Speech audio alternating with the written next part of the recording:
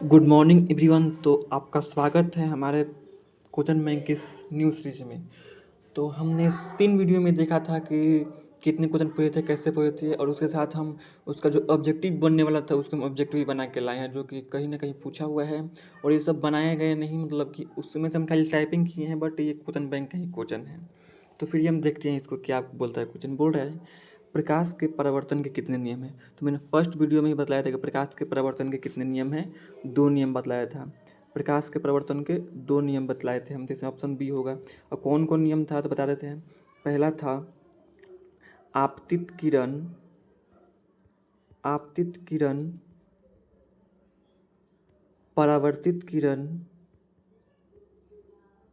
परावर्तित किरण तथा आपतन बिंदु पे डाला गया लंब, आपतन बिंदु पे डाला गया लंब तीनों एक ही समतल पे स्थित होते हैं। आपतन बिंदु पे डाला गया लंब तीनों एक ही समतल पे स्थित होते हैं, पहला नियम था। और दूसरा हम नियम देखे थे, साइन आई बराबर साइन आर, यानी कि कोण आई बराबर कोण आर, यानी कि जितना आपतन कोण का मान होगा उतना परिवर्तन कोण का मान होगा। ये द्वितीय नियम था। तो मेरा यहाँ आंसर राइट क्या हो जाएगा, ऑप्शन नंबर 2 हो जाएगा। ऑप्शन नंबर 2 हो जाएगा ऑप्शन मेरा यहाँ पे। एक सेकेंड, यह मेरा ऑप्शन नंबर 2 हो जाएगा। अगला हम क्वेश्चन देखते हैं। अगला क्वेश्चन बोल रहा है कि निम्नलिखित में से कौन सा प्रकाश के परावर्तन के नियम है। देखिए अभी मैंने दूसरा नियम बतलाया था, अगर ध्यान से देखेगा तो बन जाएगा। पहला बोल रहा है कि साइन आई छोटा है साइन आर से, तो मैंने ऐसा नहीं बतलाया था। फिर बोल रहा है साइन आई बड़ा है साइन आर से, ये भी मैंने नहीं बतलाया था, ये भी नहीं बतलाया था। फिर बोल रहा है साइन आई बराबर है साइन आर के, हाँ ये सही था, क्योंकि प्रकाश के परावर्तन का दूसरा नियम क्या है। प्रकाश के परावर्तन का दूसरा नियम साइन आई बराबर साइन आर, यानी कि कोण आई बराबर कोण आर, ये प्रकाश के परावर्तन का द्वितीय नियम है। तो इसका राइट आंसर सी हो जाएगा, साइन आई बराबर साइन आर। नेक्स्ट क्वेश्चन हम देखते हैं। नेक्स्ट क्वेश्चन है प्रकाश किरण पुंज कितने प्रकार के होते हैं। किरण पुंज कितने प्रकार के हैं। तो मैंने आप लोग को बताया था किरण पुंज कितने प्रकार के होते हैं, 3 प्रकार के। पहला समानांतर किरण पुंज, कौन सा बताए थे, समांतर किरण पुंज। पहला समांतर किरण पुंज, दूसरा अभिसारी किरण पुंज, अभिसारी किरण पुंज, और तीसरा अपसारी किरण पुंज, तीसरा अपसारी किरण पुंज। तो किरण पुंज कितने प्रकार के होते हैं, 3 प्रकार के। किरण पुंज 3 प्रकार के होते हैं। एक सेकेंड,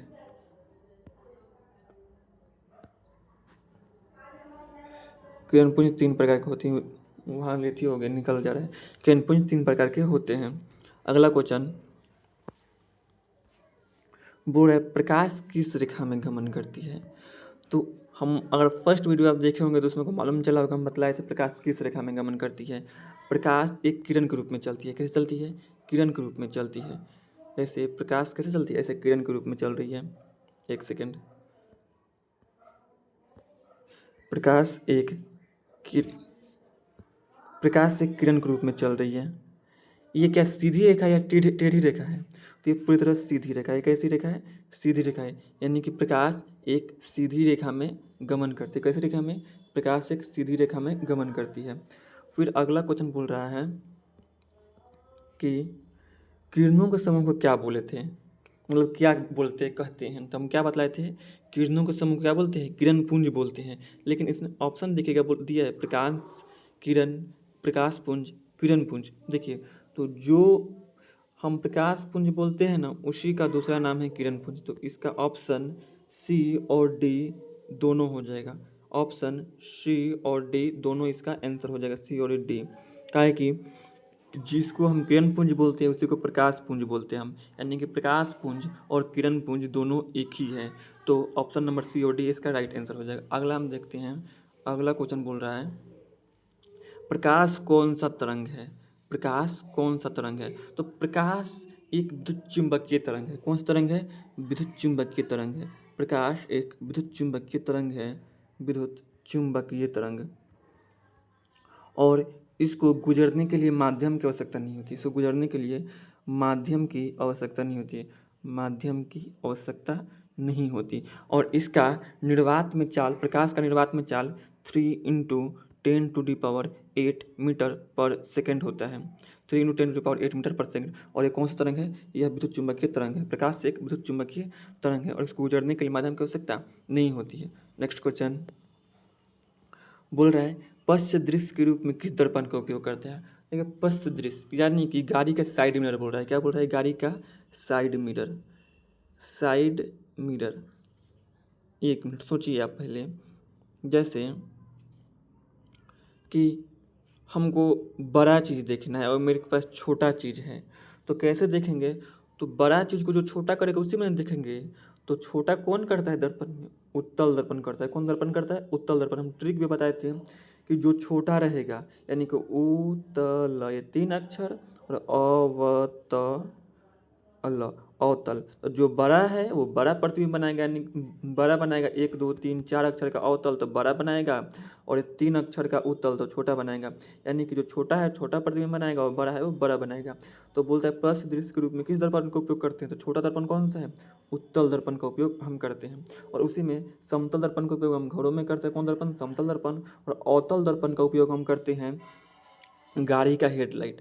गाड़ी का हेडलाइट, गाड़ी का हेडलाइट के रूप में। फिर दांत के डॉक्टर, गला के डॉक्टर, ये सब किसका उपयोग करते हैं? इसी दर्पण का उपयोग करते हैं, अवतल दर्पण का ही। यानी कि और फिर हम एक और देखते हैं तो हजामती दर्पण के रूप में भी इसका यूज होता है। हजामती दर्पण के रूप में भी अवतल दर्पण का उपयोग होता है। और एक और देखते हैं तो जितना भी टॉर्च वगैरह होता है उसमें इसी दर्पण का उपयोग होता है। आँख, नाक, कान, गला के डॉक्टर अवतल दर्पण का ही उपयोग करते हैं। तो बतला देते हैं। पहला, टॉर्च में गाड़ी का हेडलाइट, गाड़ी का हेडलाइट। फिर हम देखते हैं तो वो हजामती दर्पण, हजामती दर्पण। इस सब में किस दर्पण का उपयोग होता है? अवतल दर्पण। कौन दर्पण? अवतल दर्पण। क्योंकि गाड़ी के हेडलाइट है तो प्रकाश को बड़ा ना करना है, फैलाना है प्रकाश से कि बहुत ज़्यादा चीज़ दिखे। तो प्रकाश को बड़ा करना है तो बड़ा कौन करेगा? अवतल दर्पण करेगा। फिर टॉर्च, टॉर्च भी प्रकाश को फैलाता है तो अवतल दर्पण। हजामती दर्पण, हम जब हजामत बनाने जाते हैं तो फेस बड़ा करके देखना होता है, उसमें कौन दर्पण का उपयोग करेंगे? हम अवतल दर्पण। लेकिन जो प्रश्न पूछा है उस प्रश्न के हिसाब से आंसर मेरा क्या हो गया? उत्तल दर्पण। क्योंकि बोल रहा है पश्च दृश्य के रूप में, यानी कि साइड मिरर पूछ रहा है। तो साइड मिरर के रूप में हम किस दर्पण का उपयोग करेंगे? उत्तल दर्पण। साइड मिरर कौन सा है? उत्तल दर्पण। साइड मिरर उत्तल दर्पण होता है।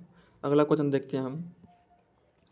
हजामती दर्पण के रूप में किस दर्पण का उपयोग करते हैं? अभी बताए हम हजामती दर्पण के रूप में हम अवतल दर्पण का प्रयोग करते हैं। कौन दर्पण का प्रयोग करते हैं? अवतल दर्पण का प्रयोग करते हैं। यहाँ दिया है गोलीय दर्पण, तो बताए थे गोलीय दर्पण को हम 2 भाग में बांटते हैं। कितना भाग में बांटते हैं? 2 भाग में।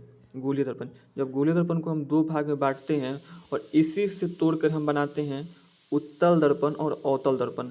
एक साइड उत्तल दर्पण और एक साइड अवतल दर्पण। जिसका प्रवर्तक सतह उठा हुआ है उत्तल दर्पण, जो धंसा हुआ है अवतल दर्पण। तो इसका राइट आंसर क्या हो जाएगा? बी, अवतल दर्पण। नेक्स्ट क्वेश्चन बोलता है सामान्य नेत्र की अधिकतम दूरी, मतलब कोई अच्छा नेत्र मतलब स्वस्थ मानव है वो कितना दूर तक देख सकता है? तो ऑप्शन है 20 सेंटीमीटर, दूसरा है अनंत, तीसरा है 25 सेंटीमीटर, 25 किलोमीटर, और चौथा है 25 सेंटीमीटर। देखिए तो सामान्य नेत्र की जब अधिकतम दूरी पूछेगा तो हम अनंत देख सकते हैं। कितना देख सकते हैं? अनंत। तो सामान्य नेत्र कितना देख सकता है? अनंत देख सकता है। अनंत यानी कि जितना चाहे वो उतना दूर तक देख सकता है। लेकिन पूछेगा न्यूनतम, क्या पूछेगा? न्यूनतम। और न्यूनतम बोल देगा तो हम बोलेंगे 25 सेंटीमीटर। क्या बोलेंगे? 25 सेंटीमीटर। तो क्या बोला है? सामान्य नेत्र की अधिकतम दूरी, अधिकतम दूरी हो जाएगा अनंत।